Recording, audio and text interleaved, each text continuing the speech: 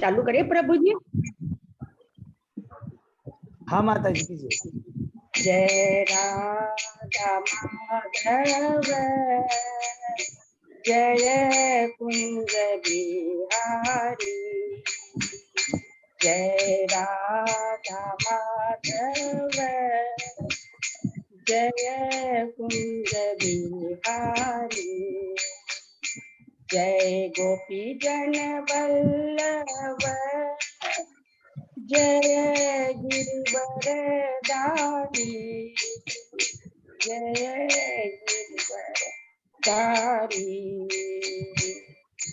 यशोदानंदन ब्रज जनरंजन, यशोदानंदन ब्रज जनरंजन, यमुना तीर वनचारी, जय राधा माधव जय कुंज बिहारी, हरे कृष्णा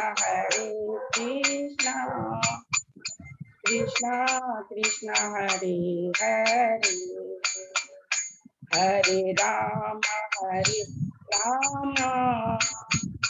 राम राम हरे हरे, हरे कृष्णा कृष्णा कृष्णा हरे हरे, हरे राम राम राम हरे हरे, हरे कृष्णा कृष्णा कृष्णा हरे हरे, हरे राम राम राम हरे हरे, गोविंद बोलो हरि गोपाल बोलो, गोविंद बोलो हरि गोपाल बोलो, राधा रमन हरि गोविंद बोलो, जय राधा माधव राधे, जय राधा केशव राधे, जय राधा गोविंद राधे, जय राधा श्याम सुंदर राधे, जय राधा मधुसूदन राधे, जय जगन्नाथ बलदेवा जय सुभद्रा, जय गौरांगिताई जय गौरांगिता, जय जय प्रभुपाद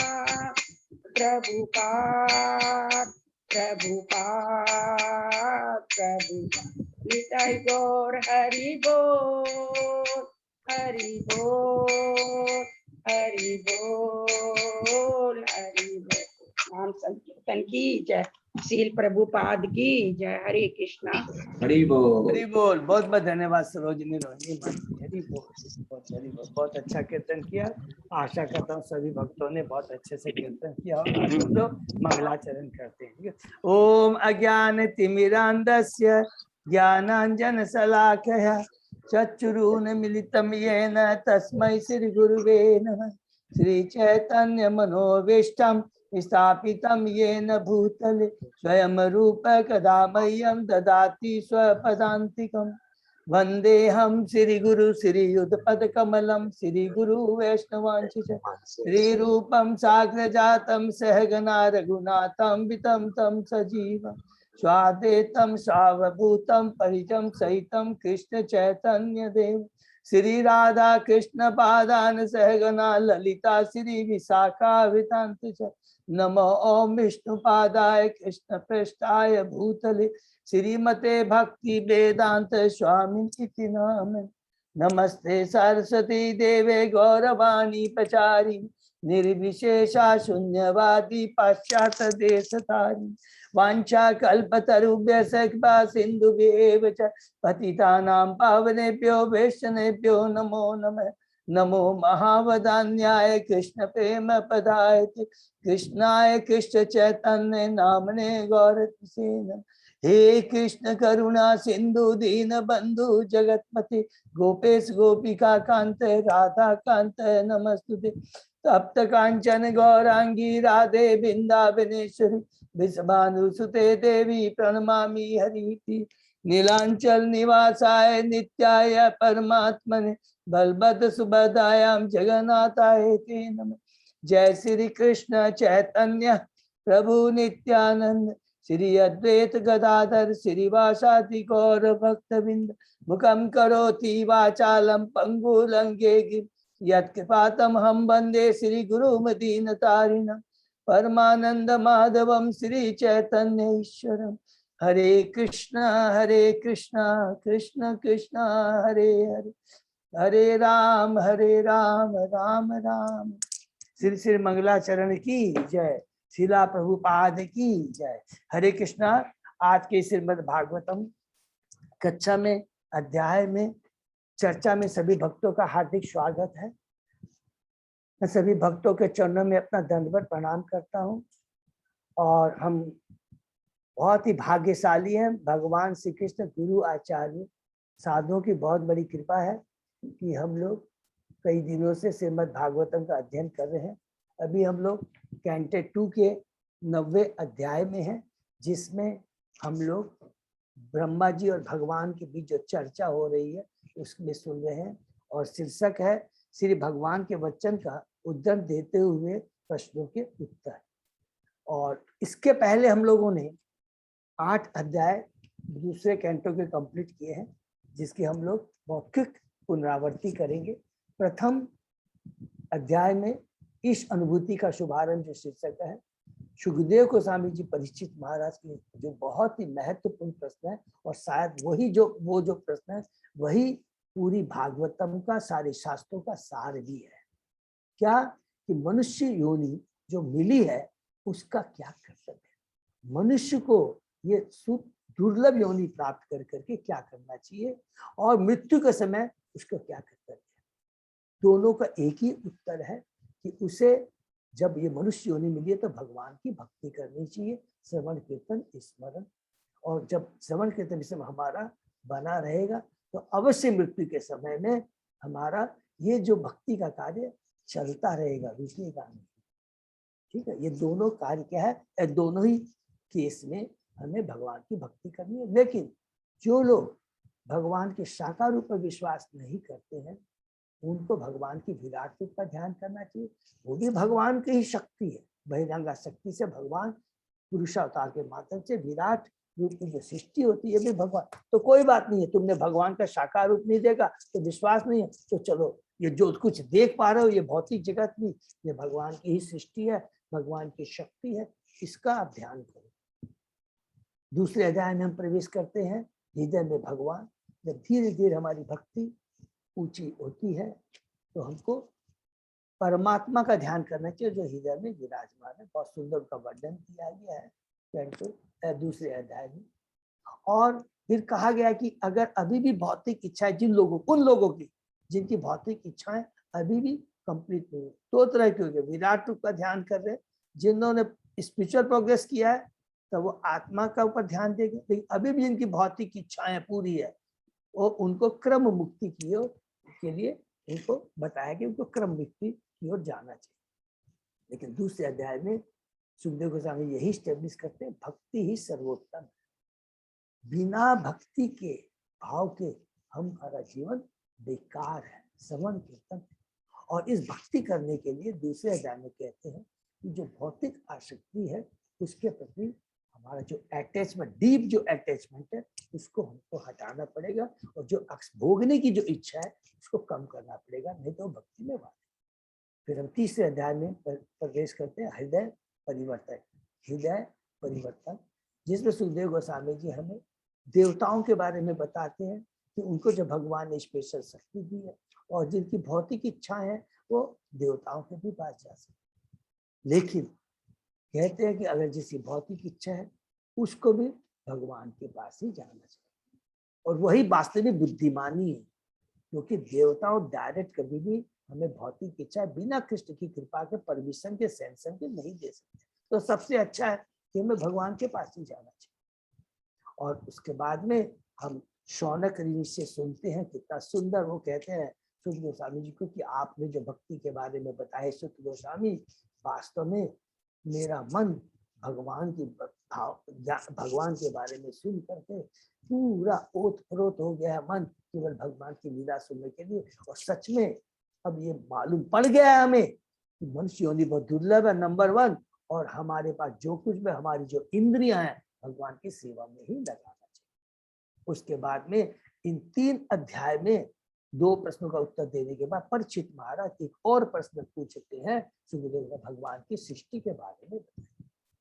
4थे अध्याय में प्रवेश करते हैं। सुखदेव गोस्वामी जी प्रश्न के बाद खुश होते हैं और इस प्रश्न का उत्तर देने के पहले भगवान का ग्लोरिफिकेशन करते हैं, जिसने हमने बार बार रिपीट किया है। कितना सुंदर सुखदेव ने ग्लोरिफिकेशन किया है कि आप ही श्रेयपति हैं, आप ही ध्यानपति हैं, आप ही यज्ञपति है, आप ही लोकपति है, आप ही यज्ञपति है, आप ही परम गति है। जो कुछ भी आप है और भौतिक जगत में जो कुछ भी है वो आपका ही है और ये आपकी सेवा के निमित्त है। और अगर हम अपने भोग के लिए लगाते हैं तो ये हमारा दुर्भाग्य है। हमें जो कुछ भी है भगवान का, भगवान की सेवा में लगाना चाहिए, और हम भगवान की सेवा में लगाएंगे तो हम स्वतः ही आनंदमय हो जाएंगे, सुखी हो जाएंगे, कौन सा दिव्य सुख प्राप्त हो जाएगा। और उसके बाद में कहते हैं, हे परीक्षित महाराज, तुम्हारे जो 4थे प्रश्न का उत्तर है, जो ब्रह्मा जी और नारद के बीच में जो वार्ता हुई उसके माध्यम से तुम्हें बताऊंगा। हम 5वें अध्याय में प्रवेश करते हैं, जिसमें ब्रह्मा जी नारद का संवाद है। और कितना सुंदर नारद जी 6 प्रश्न करते हैं और नारद जी 6 प्रश्न करते हैं, ब्रह्मा जी एक के करके उन प्रश्नों का उत्तर देते हैं। और जो भ्रम जो रहता है उन प्रश्नों के पहले कहते हैं कि तुमने जो कहा है कि मैं सब कुछ हूँ, मैं कुछ भी नहीं हूँ, तो मैं केवल निमित्त मात्र हूँ। ये बहुत सुंदर बात ब्रह्मा जी कहते हैं नारद को, और इसको मैं तुमको प्रूफ करूंगा तुम्हारे जो प्रश्न है इन 6 प्रश्नों के उत्तर के माध्यम से। यत रूपम, यत अधिष्ठातम, यत सृष्टिम, यत परम, यत संसतम और तत्व तत्व। ये 6 प्रश्नों का जो एक करके उत्तर देते हैं। प्रथम 4 प्रश्नों का उत्तर, सॉरी प्रथम माने आउट ऑफ 6 4 प्रश्नों, यत रूपम, यत अधिष्ठातम, यत सृष्टिम और यत परम, ये चारों का उत्तर 5वें अध्याय में देते हैं। बहुत सुंदर से बताते हैं। यत रूपम, ये प्रकृति के लक्षण के भौतिक जगत के बताते हैं। यति अधिष्ठातम, यत परम, इसका बेस क्या, किसके ऊपर ये आधारित है, और यत ये सृष्टि कैसे, ये बहुत सुंदर हमने डिटेल में वर्णन सुना। प्रधान, महत्त्व, अहंकार, फिर अहंकार से सतोगुण में, रजोगुण में और तमोगुण में जो अहंकार होता है, तो कैसे 23 तत्वों की सृष्टि होती है, उससे ब्रह्मांड बनता है जो कि विराट रूप कहलाता है। और उसकी किस प्रकार हम लोगों ने 14 भुवन से तुलना की है, ब्राह्मण, क्षत्रिय, वैश्य, वर्ण, आश्रम, वर्ण से तुलना की। बहुत सुंदर 6ठे अध्याय में हम प्रवेश करते हैं, जिसके पुरुष सूक्ति की पुष्टि, जिसके अंदर में जो 4वां और 6ठा प्रश्न रह जाता है, तत्व तत्व किस प्रकार ये इंग्रेडिएंट भौतिक जगत में है, कहाँ से आते हैं, और सृष्टि, पालन और संहार कैसे होता है, इसके बारे में हम डिटेल में सुनते हैं। और भौतिक जगत और आध्यात्मिक जगत अलग अलग है। 1/4 है भौतिक जगत, आध्यात्मिक जगत 3/4 है, और उसके बारे में हम सुनते हैं। और उसके बाद में सुखदेव गोस्वामी कहते हैं, ये नारद, अब मैं तुम्हें भगवान की लीला अवतारों के बारे में बताएगा। हम 7वें अध्याय में प्रवेश करते हैं। भगवान के 25 अवतारों के बारे में हमने पढ़ा। वराह अवतार से लेकर लास्ट में हमने क्या पढ़ा था, गुना अवतार तक हमने डिटेल में नहीं, संक्षेप में सुना, जिसके अलग अलग और आगे हम लोग डिटेल में अलग अलग अवतारों के बारे में डिटेल में हम लोग पढ़ेंगे।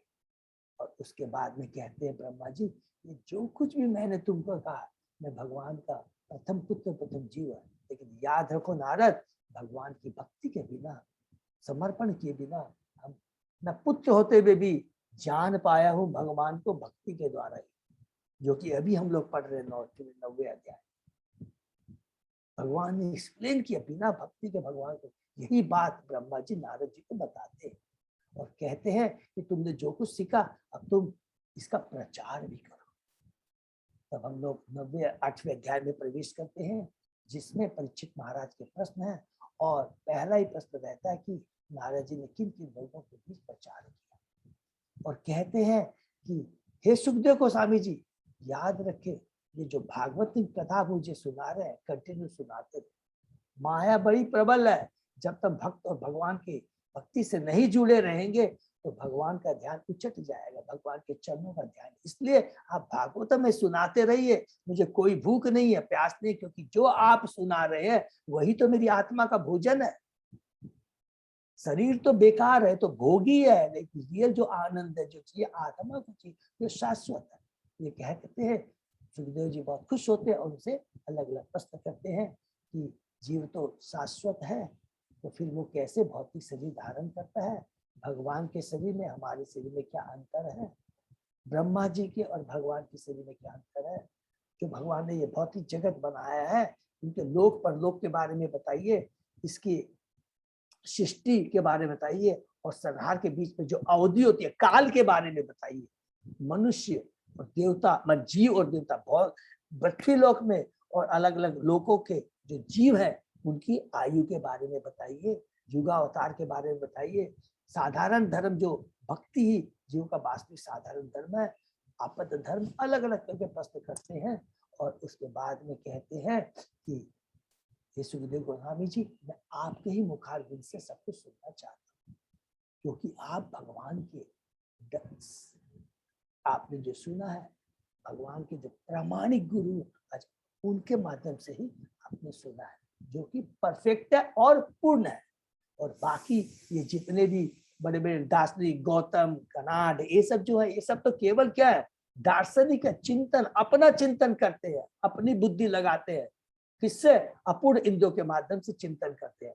लेकिन आपने जिसे सुना है पूर्ण से सुना है, भगवान श्री कृष्ण से, ब्रह्मा से, नारद, नारद जी से, व्यासदेव, व्यास जी से आपने सुना है, तो वो पूर्ण है। तो मैं आप ही से सुनना चाहता हूँ और आप जो सुना रहे हैं वो अमृत है, क्योंकि वो भगवान की कथा है, इसमें कोई चिंतन नहीं है। ये कह कर कर कर करके हम लोग 9वें अध्याय में प्रवेश करते हैं, जिसमें अलग अलग पहला प्रश्न करते हैं कि क्या है, कि जीव के बारे में, कि जीव और कैसे शाश्वत होते हुए कैसे वो भौतिक ये बंध जाता है। तब उसमें हमने पढ़ा कि क्या, जो अल्प स्वतंत्रता का दुरुपयोग करने के कारण पाप और इच्छाएं हम जो जन्मे उसके चलते हमें ये भौतिक शरीर मिलता है। और भौतिक सेकंड श्लोक में बताते हैं कि जब हम भौतिकता में मैं और मेरा की भावना आती है तो 84 लाख योनियों में घुरते रहते हैं और कहते हैं कि मैं ही करता हूँ अपने परिवार का, देश का, समाज का, राष्ट्र का, अंतरराष्ट्र का, सबका मैं ही करता हूँ। लेकिन जैसे ही ये अविद्या खत्म होती है, मैं अपने स्वरूप में आ जाता हूँ, तो उसको समझ में आता है कि भगवान श्री कृष्ण ही समझ, मैं शरीर नहीं, मैं आत्मा, भगवान का अंश हूँ। तो कहते हैं कि ब्रह्मा जी के बारे में बताते हैं कि ब्रह्मा जी जो कि भगवान के प्रथम जीव है, वो अपने प्रयास से कमल जो नाल था उसके बारे में जानना चाहे तो नहीं कर पाए, थक गए। उसके बाद में वो सरेंडर हो जाते हैं, भगवान की प्रार्थना करते हैं, तो उनको तप वर्ष मिलता है और उनके आधार से तपस्या करते हैं 1000 दिव्य युग तक। देवताओं के तपस्या करने के बाद में भगवान प्रसन्न होते हैं और उनको अपने धाम का दर्शन कराते हैं। तो भगवान के धाम, भगवान के जीवों का सुंदर सुंदर वर्णन है, किस प्रकार वहाँ के जीव है, भगवान का किस प्रकार धाम है, कैसी स्त्रियां हैं, कैसे पुत्र है, बादल और बिजली की तरह है, श्याम वर्ण है बादल, और माता जी जो स्त्रियां हैं उनका क्या, बिजली, बहुत सुंदर वर्णन है। और किस प्रकार वहां पर भगवान अपने पार्षदों से घिरे रहते हैं और किस प्रकार ये 16 तत्व 23 तत्व भगवान की मूर्ति रूप में आध्यात्मिक में सेवा करते हैं। उसके बाद भगवान खुश होते हैं और ब्रह्मा से हाथ मिलाते हैं और ब्रह्मा जी खुश हो जाते हैं और कहते हैं भगवान कि हे ब्रह्मा, तुमने तपस्या की है और इसीलिए मैं तुमसे बहुत प्रसन्न हूँ। ये जो है मैं तपस्या ही के कारण मैं तुम्हें अपने धाम का दर्शन करा पाया हूँ, तुम मेरा दर्शन कर पाए हो, क्योंकि ऐसी तपस्या ही मेरा हृदय और मेरी आत्मा है, और तो मेरी तपस्या मुझसे अभिन्न है। तो तपस्या का मतलब क्या है? हमें केवल ज्ञान यश प्राप्त करने के लिए वो ज्ञानियों की तरह तपस्या नहीं करनी है, मेरी तपस्या करनी है। मेरी तपस्या का मतलब है कि मुझे समर्पण और बड़ी प्रेम और श्रद्धा के संग तुम मेरी जब तपस्या करोगे तो तुमको क्या प्राप्त होगा? डिटैचमेंट, तप। उस तप के चलते ही आज मैं डिटैच्ड हूँ, मैं सृष्टि करता हूँ, लेकिन बिना फ्रैक्शन सेकंड सोचे उसका संहार भी कर दूंगा। जब तक डिटैचमेंट नहीं होगा वो कार्य कोई नहीं कर सकता। तो तपस्या का मतलब है भगवान की भक्ति, भगवान की भक्ति का मतलब है कि डिटैचमेंट विथ अनरियल जो असत्य है, और अटैचमेंट विथ रियल जो शाश्वत है। ये कहने के बाद में भगवान जी कहते हैं तुम बताओ वर मांगो, तो ब्रह्मा जी कहते हैं जो कि हमने कल पढ़ा। ब्रह्मा जी ने कहा हे भगवान, आप जीव के हृदय में नियंता के रूप में है, और आप अपने अंतर्ज्ञान द्वारा समस्त प्रयासों इच्छाओं से अवगत, आप तो सब कुछ जानते हैं। तो प्रभुपाद जी कहते हैं इच्छा करना जीवन का लक्षण है, इच्छाओं के बिना जीवात्मा मृत हो जाएगा। अतः जीवन तथा इच्छाएं साथ साथ रहती है। अब प्रश्न उठता है कि इच्छा कैसी होनी चाहिए? जीव चाहे तो अपने इंद्रिय तृप्ति की इच्छा कर सकता है, जैसे शराबी का एग्जाम्पल दिया था, हम लोगों ने बहुत सुंदर पढ़ा था, या भगवान की सेवा करने की या भगवान के आदेश के पालन की करने की इच्छा कर सकता है। अगर हम अपनी इच्छाओं को त्याग कर भगवान की इच्छाओं के साथ सहयोग करते हैं तो हमारा मनुष्य जीवन सार्थक हो जाए। यही भगवत गीता का अंतिम उपदेश भी है। ब्रह्मा जी ने भगवान के आदेश का पालन करने का निर्णय किया और भगवान ने उन्हें शून्य ब्रह्मांड में सृष्टि करने का दायित्व सौंप दिया। इतना बड़ा दायित्व भगवान ने सौंप दिया क्योंकि भगवान ब्रह्मा जी की शुद्ध भक्ति थी। ब्रह्मा जी आगे कहते हैं कृपा मुझे बताइए कि दिव्य रूप के होते हुए भी आप संसारी रूप किस प्रकार धारण करते हैं, यद्यपि आपका ऐसा रूप नहीं होता। तो ये चतुर्थ श्लोक का हमने कहा था, ये पहला प्रश्न है कि आत्म तो शाश्वत होता, आपका शारीरिक और दिव्य दोनों रूप के बारे में। फिर बोलते हैं अतः मुझे यह भी बताइए कि आप अपने आप किस प्रकार से विभिन्न संयोग द्वारा, विभिन्न शक्तियों के द्वारा संहार, उत्पत्ति, स्वीकृति पालन की विविध शक्तियों को प्रकट करते। प्रभुपाद जी कहते हैं कि भगवान अपनी अंतरंगा, बहिरंगा तथा तत्सत्ता शक्ति से अलग अलग कार्य करते हैं। विभिन्न संयोग के द्वारा, शक्तियों के द्वारा भगवान के ये सारी जो शक्ति, अंतरंगा शक्ति, बहिरंग शक्ति भगवान के संकेत में कार्य करती है। महामाया भौतिक जगत में सृष्टि, पालन तथा संहार का कार्य करती है, और योग माया भगवान इस भौतिक अवतार लेते हैं, फिर लीला करते हैं और अंत में अप्रकट हो जाते हैं। हे भगवान, उसके बाद कहते हैं हे भगवान, मकड़ी के समान आप तो खेल करते हैं और अपनी शक्ति से अपने को ढक लेते हैं। बहुत ही सुंदर वही एग्जाम्पल जो नारद जी ने ब्रह्मा जी को कहा था, आपका संकल्प अचूक है। कि प्रभुपाद जी कहते हैं ब्रह्मा सृष्टि करता है, विष्णु पालन करता है और शिव संहार करता है, किंतु ये सभी कर्ता तथा शक्तियां भगवान से ही उद्भुत है। अतः भगवान के अतिरिक्त अन्य कुछ भी नहीं है, अर्थात विभिन्न समस्याओं का एकमात्र जो है, जितने भी कुछ भी दिखाई देता है सृष्टि, पालन, संहार, उसका एक्चुअल में रियल परम स्रोत भगवान श्री कृष्ण ही है। उसके बाद में ब्रह्मा जी कहते हैं मुझे आगे बताइए, जिससे बहुत यहाँ पर देखिए बहुत ध्यान से, पहले दो प्रश्न करते हैं कि आपके भौतिक रूप और आध्यात्मिक रूप के बारे में बताइए, आपकी जो शक्तियों के बारे में बताइए, फिर बाद में क्या कहते हैं कि और उन आप कैसे कैसे लीलाएं करते हैं उसके बारे में बताइए, और फिर कहते हैं ये बहुत इंपॉर्टेंट क्वेश्चन है, कहते हैं मुझे आगे बताइए जिससे आपकी आगे से मैं शिक्षा प्राप्त कर सकूं, और इस तरह जीवात्मा को यंत्र सृष्टि करते समय हरि बोल ऐसे कार्यों से मैं न बंध जाऊं। ये बहुत इंपॉर्टेंट है। चौथा जो श्लोक की भागवतम है, तो बहुत इंपॉर्टेंट है। दो बात बोलते हैं, एक तो आपने जो कार्य दिया है भौतिक सृष्टि करने का, तो उसमें मैं करते करते मैं नहीं बंध जाऊं। पहला तो प्रभुपाद जी कहते हैं भगवान की प्रत्यक्ष इच्छा पर आश्रित है ना जीवात्मा की स्वाभाविक स्थिति है, अर्थात तीनों गुणों वाली गुणमयी माया के हाथों की कठपुतली होना ही बहुत बंधन है। फिर आगे ब्रह्मा जी कहते हैं, दूसरी रिक्वेस्ट क्या करते हैं, आपने मुझसे उसी प्रकार हाथ मिलाया है जिस प्रकार मित्र अपने मित्र से मिलाता, अर्थात ने आपने मेरे को कितना उच्च पद प्रदान किया। अब मैं आपकी आज्ञा अनुसार विभिन्न जीवात्माओं की सृष्टि करने में लगूंगा और आपकी सेवा करूंगा। मैं किसी तरह विचलित नहीं होऊंगा, ये मुझ पर कृपा कीजिए, जैसे कि मैं तीनों गुणों में नहीं बन जाऊं। और फिर क्या बोलते हैं, किंतु मेरी प्रार्थना है कि कहीं मैं इन सबके मुझ में गर्व न आ जाए, हरि बोल, कि मैं ये जो कार्य कर रहा हूँ सो ये ना सोच लूं कि मैं ही करता हूँ, डूअर वाली मेंटेलिटी नहीं आ जाए। ये देखिए डूअर वाली मेंटेलिटी बहुत ही डेंजरस है।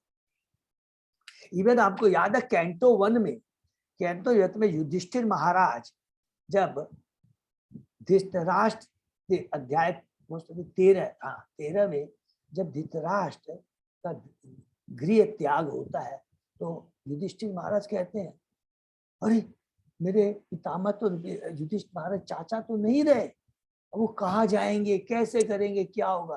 तो नारद जी बोलते हैं ये तुम्हारी जो डूअर मेंटेलिटी इसको त्याग दो। तो ये जो डूअर मेंटेलिटी है ये बहुत ही थिक होती है, मोटी होती है। हम सोचते हैं कि मैं ही करता हूँ, मैं ही अपने पति बच्चों का परिवार का पालन। तो याद रखेंगे ये हमारी जो संबंध है टेम्पररी है। हर बेटा हो या बेटी हो या पति हो, सब अपना अपना भाग कर्म के अनुसार लिखा के लाते हैं। ये केवल एक टेम्पररी रिलेशन है और इस रिलेशन का हमें सदुपयोग करना चाहिए। वो क्या है, एक दूसरे को भक्ति में ला कर करके एक दूसरों का आध्यात्मिक कल्याण करें। ये रियल रिलेशन और ये रियल कर्तव्य है। नोबडी इज डूअर, कृष्ण के अलावा कोई डूअर नहीं। तो प्रभुपाद जी कहते हैं भगवान बहुत कृपालु है और अपने शुद्ध भक्तों को कार्य करने की शक्ति एवं श्रेय प्रदान करते हैं। जैसे कि हनुमान जी था और याद हमको आता है वैसे अर्जुन था, भगवान ने अर्जुन को श्रेय दिया कुरुक्षेत्र युद्ध जीतने का, हनुमान जी को श्रेय दिया लंका जाकर कर करके। ये जो सो श्रेय शक्ति है, दो चीज भगवान प्रदान करते हैं भक्तों को, एक शक्ति प्रदान करते हैं और श्रेय दोनों प्रदान करते हैं। ब्रह्मा जी जीवात्मा को उत्पन्न नहीं करते। लास्ट में हमने पढ़ा जो मोस्ट इंपोर्टेंट है, बहुत इंपॉर्टेंट है, कि ब्रह्मा जी को जो सृष्टि का कार्य करने दिया गया था वो केवल जीवात्मा को उत्पन्न नहीं करने के लिए, ये तो जीवों के पूर्व कल्प के किए गए कर्मों के साथ केवल उन्हें शरीर प्रदान करती है। ये बहुत इंपॉर्टेंट हम लोगों ने डिस्कस किया। याद रखेंगे आत्मा शाश्वत है। ब्रह्मा जी जो करते हैं, हम हमारी माता है, हमें शरीर प्रदान करती है। हम बीज प्रदान, भगवान ही वास्तव में बीज प्रदान करते हैं। प्रकृति तो केवल शरीर प्रदान करती है, ब्रह्मा जी प्रकृति के माध्यम से शरीर प्रदान। तो यहाँ तक हमने पढ़ा, उसके आगे हम लोग आगे बढ़े। ओम नमो भगवते वासुदेवाय, ओम नमो भगवते वासुदेवाय, ओम नमो भगवते वासुदेवाय। नारायण नमस्कृत्य नरं चैव नरोत्तमं देवी सरस्वती व्यासं ततो जयम् उदीरये। नष्टप्रायेषु अभद्रेषु नित्यं भागवत सेवया भगवती उत्तम श्लोके भक्ति भवति नैष्ठति। आराधयो भगवान ब्रजेश तनय तत्धाम वृंदावनम रमया काचिदुपासना व्रजवधू वर्गेण्य कल्पिता। श्रीमद्भागवतम प्रमाणम अमलम प्रेमापुमर्थो महान्। श्री चैतन्य महाप्रभो मतम इदम तत् आदरो न पर। हरे कृष्ण कृष्ण कृष्ण हरे हरे, हरे राम राम राम हरे हरे। हरे कृष्ण। अध्याय 9 का श्लोक नंबर 31 प्रभु। 31। Thank you so much Ajay Babu. हम लोग अभी तक ब्रह्मा प्रश्न किया और भगवान से प्रार्थना की कि मैं, आप मुझे सृष्टि जो कर रहे हैं, मैं उस 3 गुणों में नहीं फंस जाऊं, और फिर कहते नहीं आपकी भक्ति मेरे साथ में है तो मैं नहीं, लेकिन मेरे को गर्व नहीं हो जाए, डूअर वाली मेंटेन नहीं आ जाए, तब भगवान उत्तर देते हैं यहाँ पर। तो हम लोग उसको पढ़ते हैं। श्री भगवान वाच ज्ञानम परम गुह्यम में यत् विज्ञान समन्वितम सह रहस्यम तत् अंगम च गृहान गदितम मया। श्री भगवान ने कहा, शास्त्रों में वर्णित मुझसे संबंधित ज्ञान अत्यंत गोपनीय है। अरे वो मेरे बारे में जो ज्ञान है उसे भक्ति के संबंध द्वारा प्राप्त किया जा सकता है। इस विधि के लिए आवश्यक सामग्री की व्याख्या मेरे द्वारा दी जाती है, तुम उसे ध्यान पूर्वक ग्रहण। हरि बोल। देखिए कितनी पावरफुल भगवान यह बात कहते हैं, मेरे बारे में जानना, और मेरे बारे में जानना और एक रियलाइज करना। जानना एक चीज है और एक रियलाइज करना एक चीज है। और रियलाइज करने के लिए जो विधि की दरकार है और रियलाइज करने के लिए जो इंग्रेडिएंट्स की दरकार है वो सब मैं ही देता हूँ। वो इतनी बड़ी पावरफुल बात। हम लोग जैसे बोलते हैं ना, जन्म कर्म चामे दिव्य वेमम यो वेति तत्व त्यक्ता देहम पुनर्जन्म नैति मामेति सोच।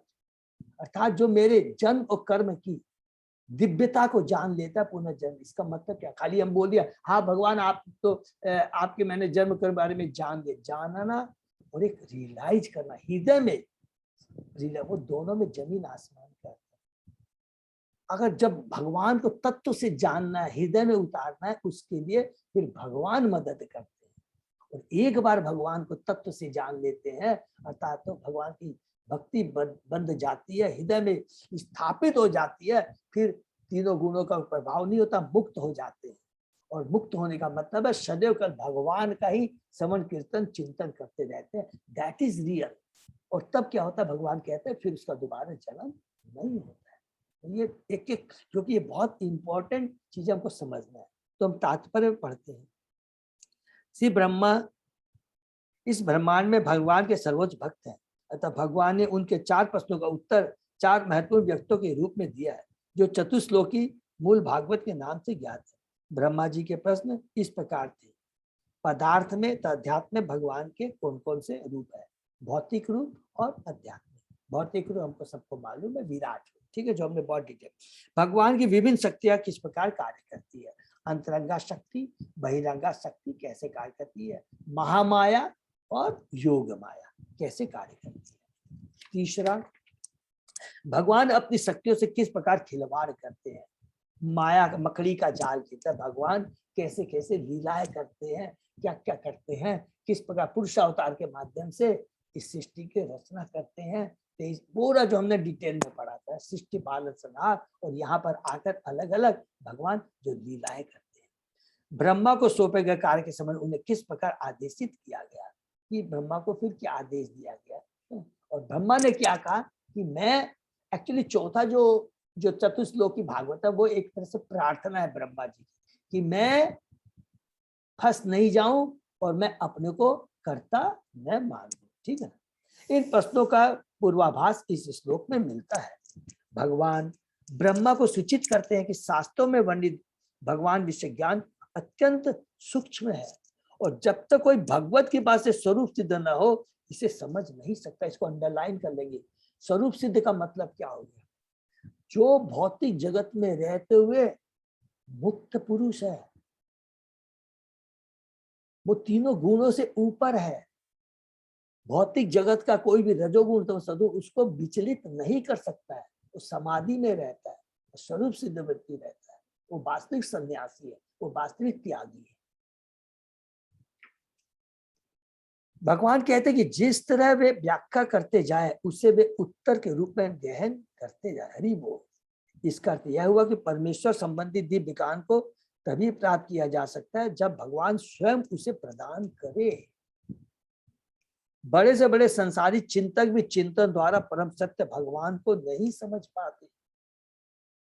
देखिए दामोदर लीला में हम लोग पढ़ रहे हैं, बड़े बड़े योगी, बड़े बड़े ज्ञानी मुनि लोग भगवान को चिंतन के माध्यम से पकड़ना चाहते हैं, लेकिन लवे तक नहीं लग पाते। लेकिन माँ यशोदा की इतनी परम भक्ति, इतनी महान भक्ति है कि भगवान की सारी भगवान की योग माया, भगवान की सृष्टि माया, भगवान की लीला माया सब सरेंडर हो जाती है। और यशोदा माँ की भक्ति के सामने उनकी कृपा शक्ति जागृत होती है। और वो कृपा शक्ति भगवान की सबसे पावरफुल होती है, जिसमें भगवान की जितने भी दिव्य शक्ति है वो फैल हो जाती है और भगवान पकड़े जाते हैं। यशोदा माँ, ये भगवान की कृपा शक्ति जागृत होती है तो हमारी भक्ति में प्रगाढ़ता होती है। ये बहुत इंपॉर्टेंट है। और इसलिए योग ज्ञान से, ध्यान से, योग से हम लवे भी नहीं लग सकते, दूर की बात छोड़, भगवान को पास जाने की तो बात छोड़िए, अरबों अरबों खरबों मील तक हम दूर रहेंगे। ठीक है। और चिंतन के माध्यम से, किसी माध्यम नहीं जान, चिंतन से निर्गुण ब्रह्म का साक्षात्कार हो सकता है ज्ञानियों को, किंतु बस तो पूर्ण दिव्य ज्ञान तो निर्गुण ब्रह्म के ज्ञान से परे है। निर्गुण ज्ञान, निर्गुण ब्रह्म का साक्षात्कार तो उस परम पुरुष एब्सोल्यूट ट्रुथ का एक आंशिक रियलाइजेशन है। इसलिए इसे परम गुह्य ज्ञान कहा गया है, भक्ति का ज्ञान। अनेक मुक्त जीवों में से बिरला ही भगवान को जान पाने का अधिकारी होता है। मनुष्य नाम सहस्तेषु, 7वें अध्याय का 30वां श्लोक है। भगवत गीता में भी स्वयं भगवान ने कहा कि लाखों में से कोई एक मनुष्य सिद्धि प्राप्ति के प्रयत्न करता है और अनेक जीवों में से कोई उसे जान पाता है। अतः केवल भक्ति द्वारा ही भगवान को जाता जाता। भक्त्या मामी जानाति, भगवान कहते हैं 18वें अध्याय। रहस्यम का अर्थ है भगवत भक्ति।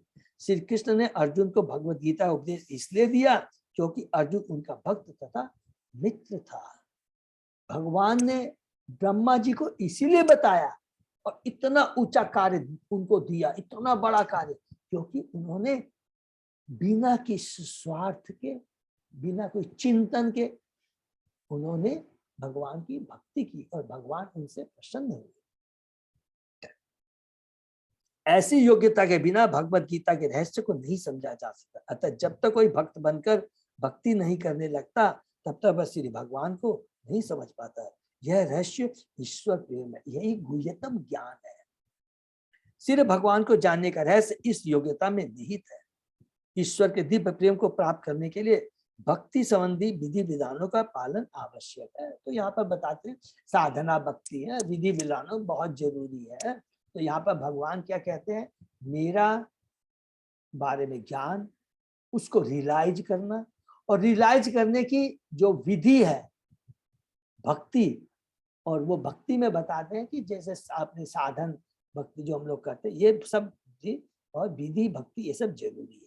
और नवचित भक्त अपने वर्तमान इंद्रियों से इसका पालन कर सकता है, माने विधि भक्ति का जो नव दीक्षित है, जो अभी हम लोग कर रहे हैं। अभी हम लोग कौन से वैधि भक्ति करते हैं, साधन भक्ति करते हैं, 4 नियमों का पालन करना, हरिनाम संकीर्तन करना, भगवान जप माला करना, भगवान के नाम गुण लीलाओं का श्रवण कीर्तन, इस पर ऐसे विधि विधान मुख्यतः भगवान की महिमा के स्मरण तथा कीर्तन पर आधारित। हरि बोल, जो अभी हमने डिस्कस किया, जिसका पालन भक्तों की संगत के द्वारा ही संभव है। देखिए हम लोग नहीं, प्रभुपाद जी कहते हैं इवेन हरि नाम, भगवान के जो स्मरण जो हम विधि भक्ति भी है, अगर हम सोचेंगे इस कलयुग में अपने आप घर में एक कमरे में बैठ के कर लेंगे तो यहाँ देखिए प्रभुपाद जी कहते हैं बहुत पॉसिबल नहीं है, क्योंकि हम कलह का युग है, वातावरण इतना कलुषित है, इतना कंटेमिनेटेड है, बैठेंगे इधर उधर की बातें याद आएंगी, चिंताओं से ग्रस्त रहेंगे, ये रहे।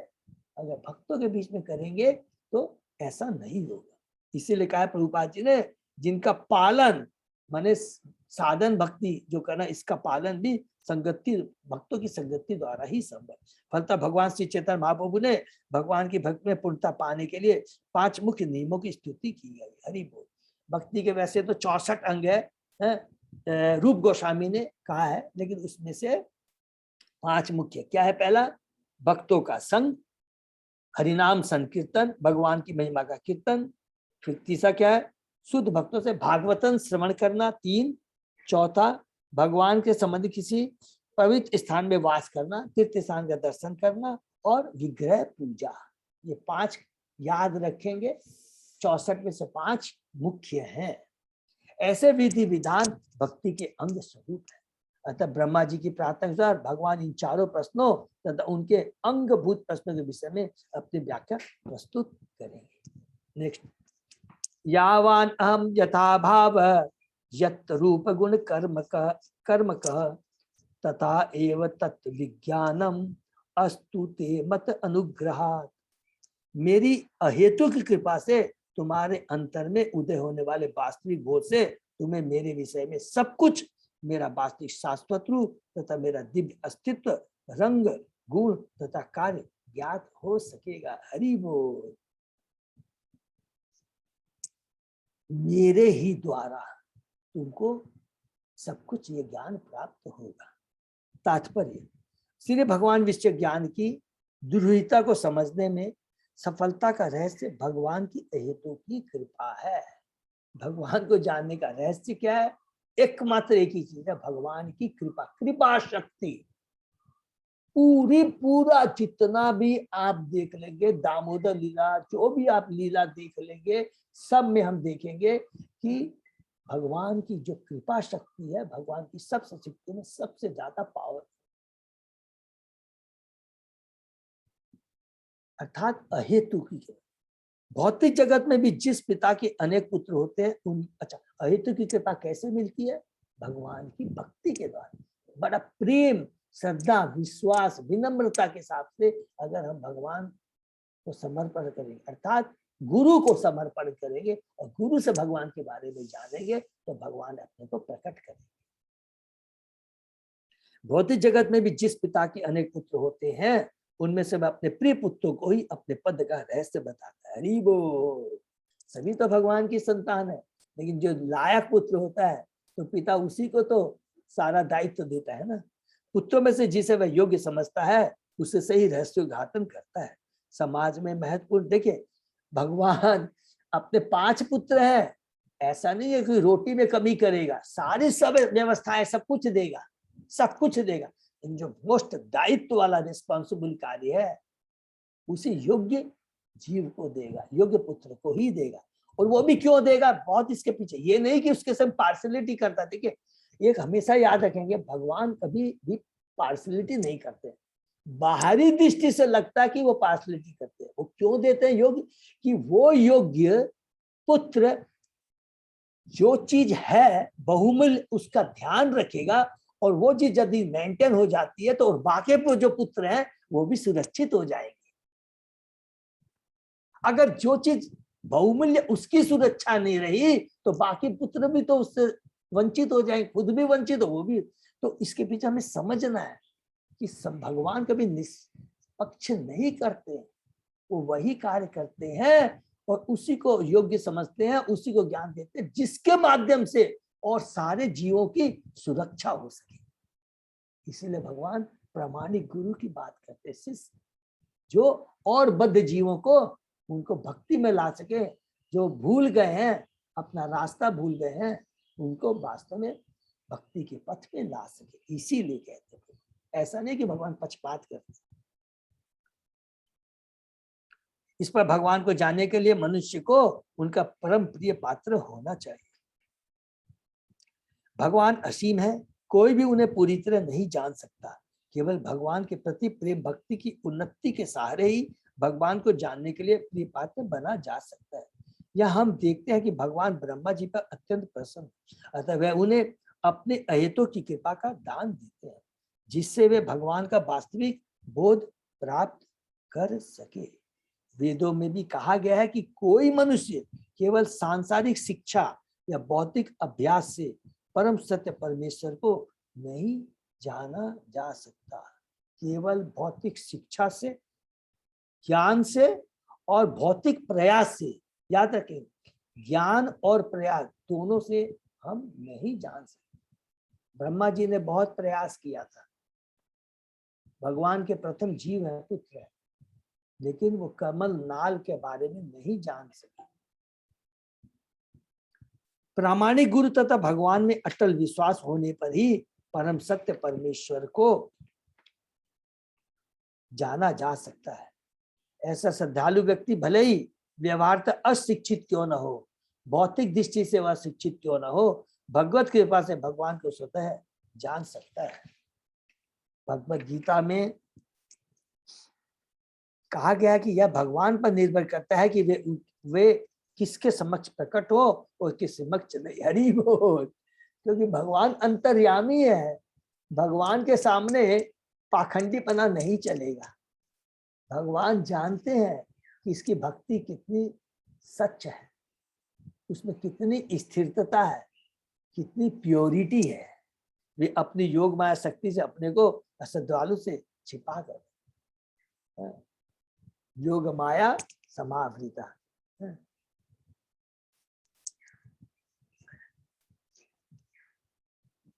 वे किसके समझ हो और किस 7वें अध्याय के 25 श्लोक में है ना हम प्रकाश सर्वस्व योग माया समावृता।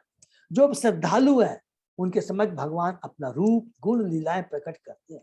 भगवान निर्विशेष नहीं है जैसा कि निर्विशेषवादी सोचते, किंतु उनका वह रूप नहीं होता जिसका हमें अनुभव होता है। हम जब बोलते हैं भगवान का कोई रूप नहीं होता है निर्विशेष, इसका मतलब क्या, उनका भौतिक रूप नहीं, आध्यात्मिक रूप है। वे अपने भक्तों के समक्ष अपना रूप यहाँ तक अपनी माप प्रकट करते हैं। और यावन का यही है जैसा कि इस भक्त में महान पंडित श्री जी गोस्वामी ने बताया है। भगवान अपने अस्तित्व की दिव्य प्रकृति को उद्घाटित करते हैं। संसारी विवादक भगवान के रूप की संसारी धारणा बनाते हैं। शास्त्रों में बताया गया कि भगवान का कोई संसारी रूप नहीं है। अतः जो अल्प ज्ञानी है वे इस निष्कर्ष पर पहुंचे कि भगवान रूप ही निर्विशेष है। वे सांसारिक आध्यात्मिक रूप में अंतर नहीं कर पाते। उनके अनुसार जिसका भौतिक रूप नहीं है वह निर्विशेष होगा। यह निष्कर्ष भी सांसारी है, अर्थात जिसका भौतिक रूप नहीं है वो निर्विशेष हो गया। अरे भगवान का भौतिक नहीं भाई, आध्यात्मिक रूप है। जब बार बार निर्विशेष का मतलब तुम लोग जो बोलते उसको समझो। निर्विशेष वो बोलते हैं प्रभुपाद जी, कितनी बढ़िया बात है कि जब भी निर्विशेष की बात आती है अर्थात भगवान का भौतिक रूप नहीं होता, उनका आध्यात्मिक रूप होता है। यह निष्कर्ष भी सांसारी है, क्योंकि रूपहीनता रूप की धारणा का विरोधी है। संसारी धारणा के निर्देश से दिव्य रूप की स्थापना नहीं होती। ब्रह्म संहिता में कहा गया कि भगवान के दिव्य रूप होता है, हरि बोल, और वे अपनी इंद्रियों में से किसी भी इंद्र का उपयोग किसी भी कार्य के लिए कर सकते हैं। अर्थात जिनका दिव्य रूप होता है, दिव्य शरीर होता है, वो अपनी कोई भी अंग से कोई भी कार्य कर सकते हैं। भगवत गीता में भगवान ने बहुत अच्छे से समझाया। उदाहरणार्थ वे अपने नेत्रों से भोजन कर सकते हैं और अपने पांव से देख सकते हैं। रूप की सांसारी धारणा में कोई न तो आंख से खा सकता है न ही पांव से देख सकता है। सांसारी शरीर तथा सच्चिदानंद के दिव्य शरीर में यही अंतर है। आध्यात्मिक शरीर रूप भिन्न नहीं होता, यह भिन्न प्रकार का होता है जिसके विषय में आप इस सांसारिक इंद्रियों से नहीं सोच सकते। हम अपनी भौतिक इंद्रियों से भगवान के आध्यात्मिक रूप को न समझ सकते हैं न देख सकते। अतः रूपहीन का अर्थ है सांसारिक रूप से रहित अथवा दिव्य शरीर धारण करने वाला, जिसके विषय में भक्तों को चिंतन विधि से कोई बोध नहीं हो सकता। चिंतन के माध्यम से अगर कोई भगवान को जानना चाहे तो वो नहीं जान सकता है। भगवान अपने भक्तों के समक्ष अनंत प्रकार के दिव्य शरीर प्रकट करते हैं जो एक दूसरे के समान होते हुए भी स्वरूपों में भिन्न होते हैं। अलग अलग भगवान के रूप और लीलाएं हैं। भगवान के कुछ दिव्य शरीर काले होते हैं तो कुछ सफेद, कुछ लाल, तो कुछ पीलाद, कुछ चतुर्भुजी होते हैं, जो कुछ तो 2 भुजाओं से युक्त। हरि बोल। सत्ययुग में, त्रेता युग में, द्वापर युग में, कल युग में भगवान का हमने पढ़ा है श्वेत, पीला, लाल और कलयुग में पीतांबर। इनमें से कुछ मछली की तरह होते हैं, हरि बोल, मत्स्य अवतार, कुछ सिंह के समान होते हैं, नरसिंह अवतार। भगवान के विभिन्न दिव्य रूप भगवत कृपा से ही भक्त के समक्ष प्रकट होते हैं। और इस प्रकार निर्विशेषवादियों के ये झूठे तर्क कि भगवान के रूप नहीं होता भक्तों को नहीं भाते, भले ही वे भक्ति में बहुत बड़े चढ़े न हो। हरि बोल। भगवान में अनंत दिव्य गुण पाए जाते हैं। इनमें से एक है शुद्ध भक्त के प्रति उनका प्रेम। इस प्रकार से इतिहास में हम उनके दिव्य गुणों की सराहना कर सकते हैं। भगवान अपने भक्तों की रक्षा करने तथा अधर्मियों का विनाश करने के लिए अवतार लेते हैं। परित्राणाम साधुनाम विनाशाय च दुष्कृता। उनके सारे कार्य भक्तों से संबंधित होते हैं। ये देखिए अंडरलाइन कर लेंगे, उनके जो मुख्य कार्य सारे कार्य भक्तों से ही संबंधित होते हैं। भक्तों को ही आनंद प्रदान करने के लिए आते हैं, भक्तों को ही रक्षा करने के लिए आते हैं, भक्तों के लिए धर्म की स्थापना करने के लिए आते हैं। और रियल इन तीनों में से मुख्य कार्य क्या आता है? भक्तों के संग दिव्य प्रेम का आदान प्रदान। बाकी दो कार्य तो भगवान अपने गोलोक धाम में भी बैठ के कर सकते हैं, धर्म की स्थापना कर सकते हैं, असुरों का वध कर सकते हैं, भक्तों की रक्षा कर सकते हैं। लेकिन जो रेसिप्रोकेशन होता है, आदान प्रदान मिलके का, उसी के लिए भगवान वास्तव में इस भौतिक जगत में आते हैं। उनके सारे कार्य भक्तों से संबंधित होते हैं। श्रीमद् भागवत भक्तों से संबंध भगवान के ऐसे अनेक कार्यों से भरा पड़ा है। ये पूरा भागवत जो हम लोग पढ़ रहे हैं इन्हीं चीजों से भरा हुआ है। भगवान, भगवान के भक्तों के प्रति दिव्य प्रेम, भगवान के भक्तों के दिव्य कार्य, उनकी दिव्य भक्ति। किंतु अभक्तों को भगवान की इन लीलाओं का कोई ज्ञान ही नहीं होता। जब भगवान 7 वर्ष के ही थे तो उन्होंने गोवर्धन पर्वत उठाकर वृंदावन के अपने शुद्ध भक्तों को इंद्र के कोप से बचाया था, जो वर्षा के द्वारा उस स्थान को आप्लावित कर रहा था। भले ही 7 वर्ष के बालक द्वारा गोवर्धन पर्वत का उठाया जाना श्रद्धाहीनों के लिए अविश्वसनीय लगी, क्योंकि उनमें श्रद्धा नहीं है। अरे 7 वर्ष का बालक हो सकता है, ये सब फालतू बातें, काल्पनिक है, ऐतिहासिक बात है। किंतु भक्तों के लिए यह सर्वथा विश्वसनीय है और आनंद प्रदान करने वाला है। क्योंकि भक्तों को क्यों आनंद प्रदान करता है? उनको जरा डाउट नहीं होता, उनकी चेतना में परिवर्तन आता है, उनकी चेतना कि इतनी शुद्ध होती है, भगवान के प्रति इतनी श्रद्धा होती है कि भगवान के हर कार्य उनको दिव्य आनंद प्रदान करने वाले। और जो अभक्त होते हैं वो क्या बोलते हैं? ये सब फालतू बातें हैं। भक्त को भगवान की सर्वशक्तिमत्ता पर विश्वास है, किंतु श्रद्धाहीन लोग भगवान को सर्वशक्तिमान मानते हुए भी इस पर विश्वास नहीं करते। ऐसे अल्पज्ञानी यह नहीं समझते कि भगवान तो शाश्वत रूप से भगवान है, और वे लोग लाखों करोड़ वर्षों तक ध्यान या दार्शनिक चिंतन करके भी भगवान नहीं बन सकते। हरि बोल। सांसारिक विवादों को निर्विशेष व्याख्या का इस श्लोक से खंडन हो जाता है, क्योंकि इसका स्पष्ट उल्लेख है कि मनुष्य की ही तरह भगवान के भी गुण रूप लीलाएं तथा कार्य होते हैं भगवान के। लेकिन भगवान के जो गुण रूप लीलाएं होती है वो दिव्य होती है, और हमारी क्या भौतिक है।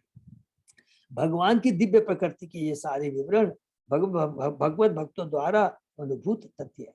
ये भगवत कृपा से केवल शुद्ध भक्तों को ही ज्ञात हो पाता है, अन्य किसी को नहीं। हरि बोल। तो यहाँ पर बहुत सुंदर डिटेल में बताया है भगवान की भक्ति के बारे में, भगवान की भक्ति के रहस्य के बारे में।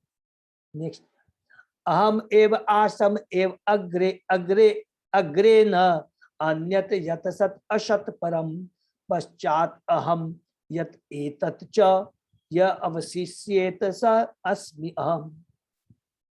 हरि बोल। अब यहाँ से हरि बोल की चतुर्थ श्लोकी शुरू होती है, 33, 34, 35। अब यहाँ से भगवान जवाब दे रहे थे कि बहुत इसको अच्छे से हम लोग, हरि बोल। हे ब्रह्मा, वह मैं ही हूं जो सृष्टि के पूर्व विद्यमान था। जब मेरे अतिरिक्त कुछ भी नहीं था, तब इस सृष्टि के कारण स्वरूपा भौतिक प्रकृति भी नहीं थी, जिसे अब तुम देख रहे हो वह भी मैं ही हूं, और प्रलय के बाद जो शेष रहेगा वह भी मैं ही। बहुत इंपॉर्टेंट चीज है।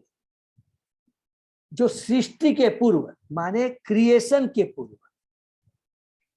क्रिएशन, मेंटेनेंस और डिस्ट्रक्शन वो भौतिक जगत का है, भौतिक का है, आध्यात्मिक जगत। इसलिए यहाँ पर भगवान कहते हैं ये ब्रह्मा वह मैं ही जो सृष्टि के पूर्व विद्यमान था, जब मेरे अतिरिक्त कुछ भी नहीं था, जब इस सृष्टि के कारण उसका भौतिक प्रकृति भी नहीं थी, जिसे अब तुम देख रहे हो, और वह भी मैं ही, और पहले के बाद जो शेष रहेगा वह भी मैं ही।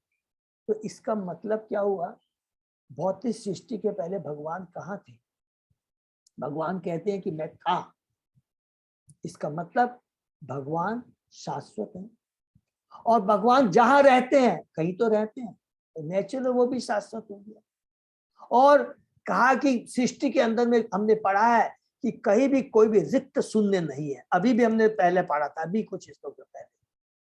अर्थात भगवान का जो धाम है, भगवान शाश्वत है, भगवान का धाम शाश्वत है, और उसके अंदर में भगवान के जो नित्य पार्षद है वो शाश्वत रूप में वहां उनके साथ में रहे। ये खाली भौतिक जगत के बारे में बता रहे हैं। तो तात्पर्य हम पढ़ते हैं, हमें ध्यान देना होगा कि भगवान ब्रह्मा को संबोधित कर रहे हैं और जोरदार शब्दों में स्वयं कह रहे हैं कि मैं ही श्री भगवान हूँ जो सृष्टि के पूर्व स्थित था। मैं इस सृष्टि का पालन करता हूँ और पहले के पश्चात मैं ही बचा रहता हूँ। ब्रह्मा भी इन्हीं भगवान की सृष्टि है। निर्विशेषवादी तादम्य का सिद्धांत प्रस्तुत करते हैं कि ब्रह्मा भगवान के समरूप है, क्योंकि वे ही परम सत्य मैं से उदित मैं हूँ। अतः जैसा कि इस श्लोक में वर्णित है, मैं के अतिरिक्त और कुछ नहीं। निर्विशेषवादियों के तर्क को मानते हुए यह स्वीकार करना होगा कि भगवान सृष्टा मैं है और ब्रह्मा सृष्ट मैं हूँ। हरि बोल। भगवान वास्तविक में सृष्टा है और भगवान से मैं उत्पन्न हुआ। ब्रह्मा मैं उत्पन्न हुआ भगवान से। मेरे को उत्पन्न करने वाले मैं को मेरा भगवान है, वो सृष्टा है। और मैं उत्पन्न हुआ, मैं सृष्टा नहीं हूं, मैं उत्पन्न हुआ हूं उस परमात्मा से जो वास्तविक सृष्टा है। अतः इन दोनों मैं में अंतर है, प्रधान में तथा आश्रित में। अतः निर्विशेषवादियों के तर्क को मान लेने पर भी दो मैं रहते हैं, किंतु हमें यह ध्यान देना होगा कि वैदिक साहित्य में ये दो मैं में गुण के अर्थ में स्वीकृत है। कठोपनिषद का वचन है, नित्यो नित्यानाम चेतन चेतसानाम एको बहुनाम यो विदधाति कामा। वेदों में सृष्टा मैं तथा शिष्ट में दोनों ही गुणात्मक रूप से एक है, क्योंकि ये दोनों ही नित्य और चेतन। किंतु एक वचन में सृष्टा मैं और सृष्ट में बहुवचन में है, क्योंकि ब्रह्म तथा उनके द्वारा सृजित अनेक मैं है। अनेकों की सृष्टि होती है भगवान से ब्रह्मा, और उसके बाद में बहुनाम बहुत लोगों की सृष्टि होती है। अर्थात भगवान जो हमने बताया सृष्टि के बारे में बता रहे, अनेक ब्रह्मा जी जीव उत्पन्न करते, अर्थात उनको शरीर प्रदान करते। यही सामान्य सत्य है। पिता से पहले एक पुत्र उत्पन्न होता है, हरि बोल। इस पुत्र से कई पुत्र उत्पन्न होते हैं और वे सभी मानव प्राणी के रूप में एक है, किंतु पुत्र तथा पौत्र पिता से भिन्न भी है। पुत्र पिता का स्थान नहीं ग्रहण कर सकता और न पौत्र ही। इस प्रकार पिता पुत्र तथा पौत्र एक होते हुए भी पृथक है। इसलिए सृष्टा तथा शिष्ट का अपेक्षिक अंतर वेदों में यह कहकर दिया गया है कि प्रधान मैं और आश्रित मैं का पोषक है। मैं आश्रित हूँ भगवान के ऊपर, भगवान सृष्टा है, और इस प्रकार दोनों में मैं प्रभुत्व अंतर है। इस श्लोक की दूसरी विशेषता यह है कि भगवान तथा दोनों के व्यक्तित्व को नकारा नहीं जा सकता है। फलतः अंततः दोनों ही व्यक्ति है। इससे निर्विशेषवादी का यह मत कि अंततः प्रत्येक वस्तु निराकार है खंडित हो जाता है। भगवान ब्रह्मा जी साकार रूप है, उनको उत्पन्न करने वाला निराकार हो गया। हम साकार हैं, हम भगवान के अंश है, भगवान निराकार हो गए। अल्पज्ञ निर्विशेषवादियों द्वारा बहुसमर्थित निर्विशेष रूप का खंडन इसलिए हो जाता है कि प्रधान में परम सत्य भगवान है और वह व्यक्ति है। ब्रह्मा जो आश्रित है, मैं हूं, वह भी व्यक्ति है, किंतु भगवान नहीं है, वो आश्रित है, सृष्ट है, सृष्टा नहीं। आध्यात्मिक मनोविज्ञान स्वयं का बोध अपने आप को परम सत्य मानने में भले ही सुविधा प्रदान करने वाला हो, किंतु प्रधान तथा आश्रित में अंतर सदैव रहता है, जिसकी ओर इस श्लोक में स्पष्ट अंकित है और जिसका निर्विशेषवादी अत्यधिक दुरुपयोग करते हैं। ब्रह्मा अपने समक्ष अपने प्रधान स्वामी को देख रहे हैं, हरि बोल, भगवान को देख रहे हैं, जो सृष्टि की प्रलय के बाद भी दिव्य रूप में विद्यमान रहते हैं। ब्रह्मा ने जिस रूप का दर्शन किया वो क्या निराकार था? नहीं, वह सृष्टि के पहले भी विद्यमान था, क्योंकि उन्होंने भगवान का दिव्य दर्शन किया था, भगवान का दिव्य धाम का दर्शन किया जो शाश्वत है। संसार में जो कुछ भी दिख रहा है वह भी भगवान की शक्ति का विस्तार है, हरि बोल। और भगवान की शक्ति के प्रदर्शन के अंतों भगवान है। अतः भगवान का रूप सृष्टि पालन संहार इन सभी परिस्थितियों में बना रहता है। वैदिक स्त्रोतों में इस कथन की पुष्टि हुई है, वासुदेव व इदम अग्र आसीन, न ब्रह्मा न शंकर एको नारायण, न ब्रह्मा निशान आदि। सृष्टि का पूर्व वासुदेव के अतिरिक्त कुछ नहीं था, न तो ब्रह्मा न शंकर। तो इसको भी एक बार अंडरलाइन समझ, जो कहते हैं सृष्टि के पहले न ब्रह्मा थे न शंकर, तो ये याद रखेंगे ब्रह्मा ये सब पोस्ट है, ठीक है ना, पोस्ट है, ये शाश्वत नहीं, माने अलग अलग कर्म माने के योग्यता के अनुसार से ब्रह्मा इंद्र ये सब पोस्ट है। केवल नारायण थे, कोई दूसरा नहीं, न ब्रह्मा न ईशान। श्रीपाद शंकराचार्य ने भी श्रीमद् भगवद गीता के भाष्य में इसकी पुष्टि की है कि नारायण समस्त सृष्टि से परे है और समग्र सृष्टि अव्यक्त का फल है। अतः सृष्टा तथा सृष्टि में सदैव अंतर रहता है, भले ही दोनों एक समान गुण वाले क्यों न हो। अजय प्रभु फिर रुक जाते हैं अपने, फिर नेक्स्ट पे। हाँ प्रभु, मैं इसलिए पूछ रहा था कि बहुत ही पावर अच्छा है, क्योंकि ये साधारण ये पहला चतुश्लोकी भागवतम का पहला श्लोक है प्रभु। सौभाग्य कार्तिक महीना में चतुश्लोकी भागवतम पढ़ना, देखिए हमारा कितना बड़ा सौभाग्य है। हरि बोल हरि बोल।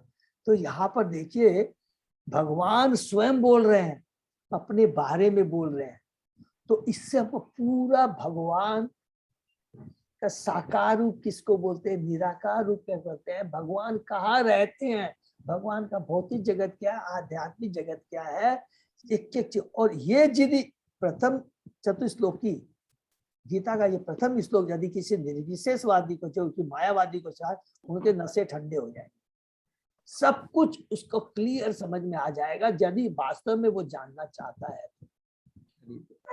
बहुत इंपॉर्टेंट है। हरे कृष्ण प्रभु जी, हरे कृष्ण। हरे उसमें कृष्ण। एक जगह आया तो मैं न ब्रह्मा न ईशान, ये ईशान का क्या मतलब है यहाँ पर? कहाँ पे प्रभु? आप लास्ट में जो पढ़ रहे थे न, पहले भगवान श्री कृष्ण थे, मगर बाद में न ब्रह्मा न ईशान, 4-5 लाइन पहले होगा लगभग। महादेव जी, ईशान महादेव जी, ईशान महादेव जी, मगर देख लीजिए क्या है। माने मैं न ब्रह्मा हूँ न शिव हूँ। अच्छा, मेरे माने मैं जब था नहीं, माने जब ये भौतिक जगत नहीं था तो केवल मैं ही था, न ब्रह्मा थे न शिव थे। अच्छा, आपका मतलब है ईशान का मतलब डेफिनेटली यहाँ पर ईशान तो प्रभु शिव जी है, प्रभु शिव, शिव ईशान का मतलब शिव। यस प्रभु। चलिए, हरे कृष्ण। हरे कृष्ण। हरे कृष्ण। हरे कृष्ण। हरे कृष्ण प्रभु जी, हरे कृष्ण प्रभु जी, दंडवत प्रणाम। हरे कृष्ण प्रभु जी, दंडवत प्रणाम। हरे कृष्ण, दंडवत प्रणाम। और किसी का कोई प्रश्न है? प्रभु जी, किंतु बोलते हैं शिव जी की मृत्यु नहीं होती प्रणाम है। प्रभु जी। है क्या चीज माता जी, क्या बोले आप? बोलते हैं ना शिव जी की मृत्यु नहीं होती है। देखिए इसके बारे में हम लोग अलग से पढ़ेंगे, यहाँ पर ये नहीं लिखा है कि मृत्यु की बात नहीं लिखी है माता जी। उस समय कहते हैं कि शिव जी क्या है, हम लोग ने हो सकते हैं। हाँ, वो ऊपर है, माने भौतिक जगत ऊपर है, यहाँ ये नहीं लिखा है कि भौतिक जगत में उस समय मैं था, मेरा अस्तित्व था, ठीक है। तो ये भौतिक जगत की बात हो रही है मतलब। यस यस यस यस, हाँ ठीक है, तब तो ठीक है ना। हरे कृष्ण। हरे कृष्ण। हरे कृष्ण प्रभु जी, दंडवत प्रणाम। हरे कृष्ण प्रभु जी, दंडवत प्रणाम। हरे कृष्ण। हरे कृष्ण। अजय प्रभु, कोई भी अनाउंसमेंट कुछ है? हरे कृष्ण प्रभु जी, दंडवत प्रणाम। आसन पहले वो काला वाला, ये वाला, और आगे वहाँ की बाल्टी ले आओ। तो अजय प्रभु हम लोग फिर यही विराम देते हैं। कोई अनाउंसमेंट? हरे कृष्ण। हरे कृष्ण। सही भक्तों का बहुत बहुत धन्यवाद। विराम देते हैं। अजय जी काल बता रहे थे कुछ मतलब प्रोग्राम का वास्ते जी का बात मैंने अटैच करना चाहा था, तो ये तो मैं कल सुन कौन पाया ठीक से। सारा नंबर मैं मिस कर रही हूँ, सारा नंबर मैं मिस कर रही हूँ, सारा नंबर मिस कर रहा हूँ, सारे से अलग से बात करें। ठीक है, कॉल कर दो। हाँ मत हाँ, फोन कर लो अभी फिर। हाँ थे, मैंने कर लिया, मेरे का नंबर सारा मिस कर रही हूँ, एक बार कर लो मैं सेट। काल ही फोन कर लेते।